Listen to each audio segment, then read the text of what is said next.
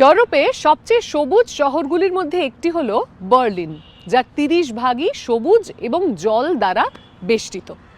বিশাল এই শহরে একটু পরে পরেই রয়েছে সবুজ উদ্যান, যা বিশুদ্ধ বায়ুর পাশাপাশি বাসিন্দাদের চিত্ত বিনোদনেরও সুযোগ করে দেয়। কিন্তু নগর উদ্যানের গাছ বাছাইয়ের ক্ষেত্রে এখন বিজ্ঞানীদের বিশেষভাবে মনোযোগ দিতে হচ্ছে। জলবায়ু পরিবর্তনের সঙ্গে মানানসই, জল কম লাগে এবং অল্প যত্নেই বেড়ে ওঠে এমন প্রজাতিগুলি নগরে সবুজের ছোঁয়া আনার জন্য বিশেষভাবে গুরুত্বপূর্ণ। মনোমুগ্ধকর ছোট্ট এই উদ্যানটি একটি গবেষণাগার। বার্লিন কর্তৃপক্ষের অনুরোধে এটি বানানো হয়েছে। এখানে যেসব গুল্ম, তৃণ ও গাছপালা রয়েছে সেগুলো তাপ ও জলের প্রতি সংবেদনশীল। পোকামাকড়েরা পছন্দ করে এবং সামান্য জলেই বেড়ে ওঠে এমন উদ্ভিদও রয়েছে। এখানে এমন প্রজাতি আছে যেগুলো জলকে বাষ্পীভূত হতে না দিয়ে সংরক্ষণ করে রাখতে পারে। গাছপালা কিভাবে বেড়ে উঠছে, কোনগুলি বৃষ্টি ছাড়াই বেড়ে উঠছে তা পর্যবেক্ষণে রাখে দলটি। বার্লিনের মতো শহরাঞ্চলে গাছেরা বেড়ে ওঠার সমস্যায় পড়ছে। আমরা হয়তো আরো চরমভাবাপন্ন আবহাওয়া দেখব, বৃষ্টিপাতের বন্টনে বৈষম্য, আরো শুষ্ক সময়, আরো অতিরিক্ত বৃষ্টিপাত দেখব। আমরা শহরে আরো উত্তাপ দেখব, দেরি করে হওয়া তুষারপাতের সমস্যা সৃষ্টি করবে।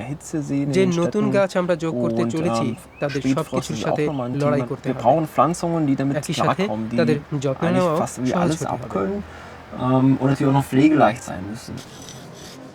পরীক্ষামূলক এই উদ্যানে উত্তর আমেরিকা ও ইউরোপের 145 প্রজাতির গাছ আছে, যা জার্মানির উপযোগী এবং স্থানীয় কীটপতঙ্গকে আকর্ষণ করতে পারে। এই দল দেখছেন নানা অবস্থায় গাছেরা কিভাবে সাড়া দেয়। মাটির ওপরে বালি, চুনাপাথরের গুঁড়ো বা বার্চজাত ভেজা পাতা ইত্যাদি দিয়ে দেখা হয় কোন উপাদান ভালোভাবে জল ধরে রাখে। বার্লিন ইউরোপের সবুজতম শহরের একটি বলে পরিচিত।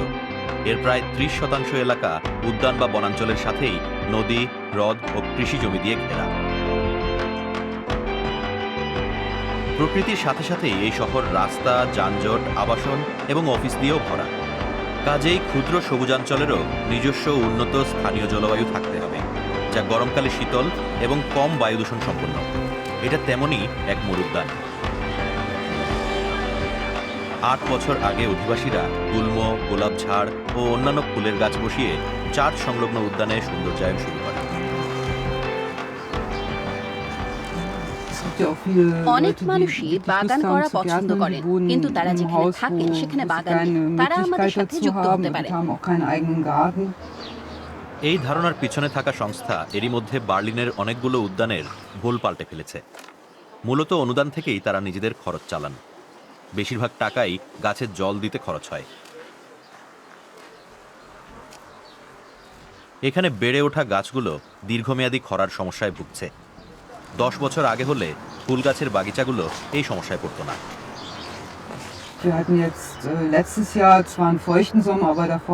গত গ্রীষ্ম আর্দ্র ছিল, কিন্তু তার আগেরগুলো অত্যন্ত শুষ্ক। অনেক গাছ সমস্যায় পড়েছে। গাছগুলিকে বাঁচিয়ে রাখাই বড় পরীক্ষা ছিল। এই ক্ষুদ্র সবুজাঞ্চলের একটা গোটা বাগিচা পরীক্ষামূলক উদ্যানের গাছ দিয়ে পুনর্নির্মাণ করা হচ্ছে। বার্লিনে আরো বেশি খরা সহিষ্ণু গাছ লাগানো হচ্ছে, যাদের কম যত্ন লাগে। গবেষকেরা শহরের প্রকৃত পরিস্থিতি দেখে বুঝছেন গাছগুলো কিভাবে বেড়ে উঠছে এবং বাগিচাগুলো বাসিন্দারা কিভাবে সঠিকভাবে রক্ষণাবেক্ষণ করতে পারবেন। এখানে মানুষ উপদ্রব ঘটায়, তাছাড়া কুকুর ও অন্যান্য শহুরে প্রাণী চলাফেরা করে।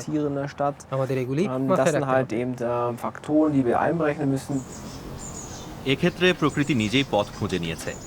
সাবেক একটি রেলওয়ে স্টেশন একটি অত্যন্ত সুন্দর উদ্যানে পরিণত হয়েছে। এখান থেকে 1952 সালে শেষ ট্রেন ছেড়েছে।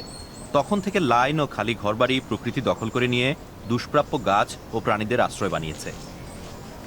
এখানকার বেশিরভাগ এলাকাই সংরক্ষিত প্রাকৃতিক অভয়ারণ্য। পুরনো রেল লাইনের পাশেই চলার রাস্তা গড়ে উঠেছে।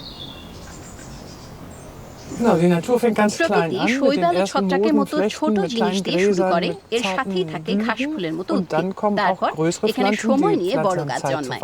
এর মধ্যে আসল বনাঞ্চল গড়ে উঠেছে। এটা সবসময় রোমাঞ্চকর। পুরো জমিটিতে আগে রেলগাড়ি রাখার জায়গা ছিল। 70 বছর আগে তা দেখতে এরকম ছিল। মাত্র কয়েক দশকের মধ্যেই প্রকৃতি তা পুনর্দখল করেছে। আগের সময়কার নানা চিহ্ন ছড়িয়ে রয়েছে। নির্দিষ্ট ভ্রমণের সময়ের বাইরে গেলে আপনি নিজেই অনেক কিছু আবিষ্কার করতে পারবেন। হয়তো কোনো প্রাণীরও দেখা পেতে পারেন।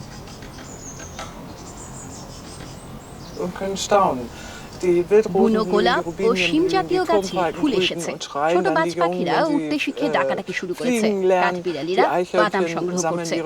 শহরের মাঝে প্রকৃতির অভিজ্ঞতা অনন্য। কখনো কখনো প্রকৃতিকে তার মতো করে বেড়ে উঠতে দেয়াই ভালো। তবে পরিবর্তিত পরিস্থিতিতে মানিয়ে নিতে মাঝে মধ্যে সাহায্যের হাত বাড়িয়ে দেওয়াও উপকারী হতে পারে।